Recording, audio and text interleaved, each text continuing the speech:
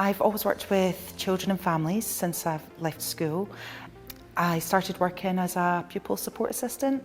The particular children I was working with, they had social work input, and it was from that role that I realised the benefit of having a social worker in these vulnerable children's lives and the improvements that they were able to make, and I wanted to be part of that. It wasn't my original plan. I was a young carer, so I missed a lot of schooling. I left school at 16 without any qualifications, managed to work for myself, set up my own business. By my late 30s I injured my back and I couldn't do the job anymore. And it was that point I thought, what am I going to do? And I really wanted to do social work. If I had a chance when I was younger, that's what I would have done. I first of all went and did an HNC at Perth College, and that gave me a taste.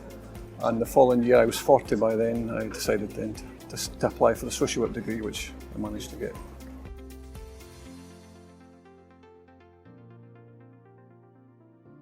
Criminal justice social workers supervise offenders in the community. So that's people who've been sentenced to community orders and people who've been released from prison on licence. We also do the risk assessments and reports pre-sentence to allow courts to make decisions about sentencing. Work at the moment, there's no such thing as a typical day. Every day is different, which is what I love about it. The biggest part of my day is supervising contact between children and their parents. So if the children are living in foster care or kinship care, I support their contact time, and I would make sure that the children are safe. I would write a report on the impact of the child and recognise what parenting support the families need.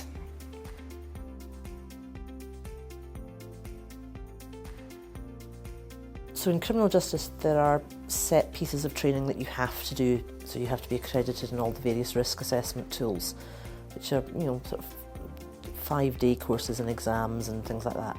And on top of that I've done my practice educator qualification, which I completed last year. That involves, while you're doing the qualification, working with students, helping them get through their course, assessing their progress, making sure they're meeting all their standards.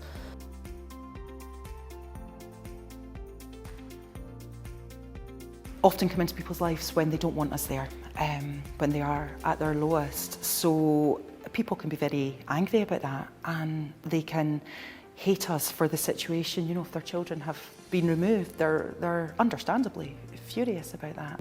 That can be challenging, but most of the time we manage to overcome the difficulties that they're having, and we end up with a good working relationship.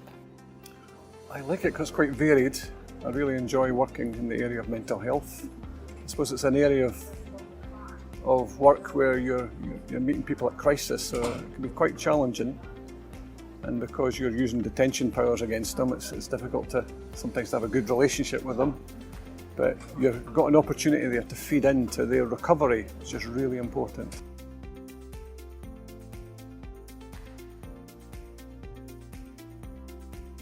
To always self-reflect on what went well, how you would use it in the future, self-reflect on what didn't go so well, how you would change that in the future. Everything is a learning experience. Probably do some voluntary work. Try and find an area that makes you enthusiastic, that you enjoy. I think that's really important. Sometimes doing one of these access courses, like I did in HNC, but there's access to social work. Getting a taste of that helps you to understand what the job's about.